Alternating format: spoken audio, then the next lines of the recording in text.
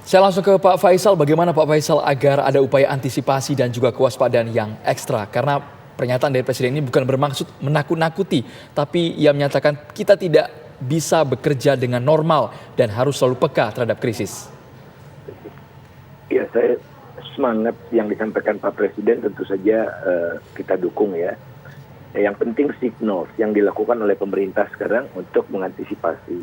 Jadi sudah saya katakan, belanja-belanja yang tidak sangat mendesak itu kita tunda dulu. Bahkan ya kalau saya rasanya mau nangis gitu mendengar pidato Anwar Ibrahim ya.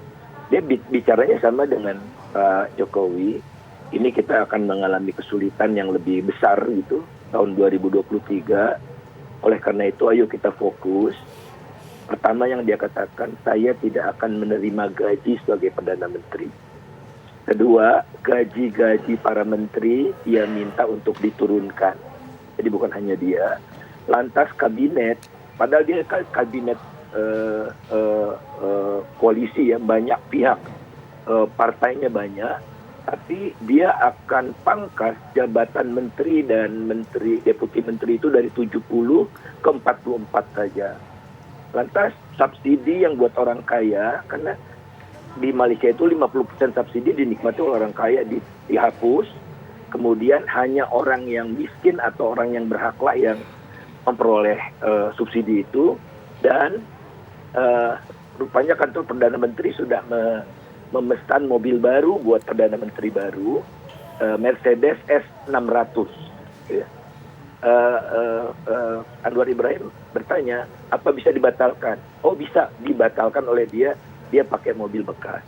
Nah, signal itu kalau muncul di Indonesia, rakyat akan semakin bahu-membahu untuk sharing beratnya ini, sehingga secara keseluruhan kita menjadi ringan.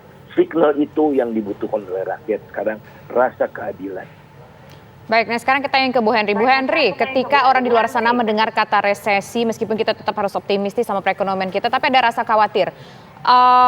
Saya bisa di PHK nggak ya jangan-jangan? Kemudian saya bisa nggak ya membayar tunggakan? Gimana dengan berbagai macam tunggakan yang ada? Katanya KPR akan naik, KTA akan naik, sulit untuk mengambil rumah, segala macam. Bagaimana menjawab rasa takut masyarakat soal isu-isu yang berkembang di sana terkait dengan yang related banget dengan hidup masyarakat?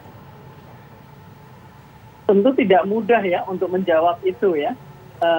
Kekhawatiran itu memang akan terus muncul, oleh karena itu berhenti untuk menyatakan bahwa kita seolah-olah tidak ada harapan. Karena global ini ada negara-negara yang akan resesi. Jadi itu yang menurut saya yang pertama dulu. Tapi kemudian diikuti dengan kebijakan-kebijakan yang memberikan harapan. Gitu ya. Karena kita tidak bisa menjamin mana yang tidak di PHK. Ini upaya kita untuk agar tidak ada PHK. Maka keluarkan kebijakan-kebijakan yang kemudian memberikan harapan bagi masyarakat. Misalnya sekarang ini kan kita tidak mungkin untuk memberikan upaya untuk mendorong kembali atau menggelontorkan stimulus lagi. Dan menurut saya tidak perlu ada satu kelompok manapun yang berusaha untuk menggeser kembali defisit 3% untuk dilebarkan kembali. Saya rasa itu yang harus juga penting, jangan pernah ada pemikiran itu. Karena memang kita tidak punya kelonggaran di dalam fiskal. Nah, yang ketiga, apa yang mesti dilakukan? Langkah nyata, Mbak.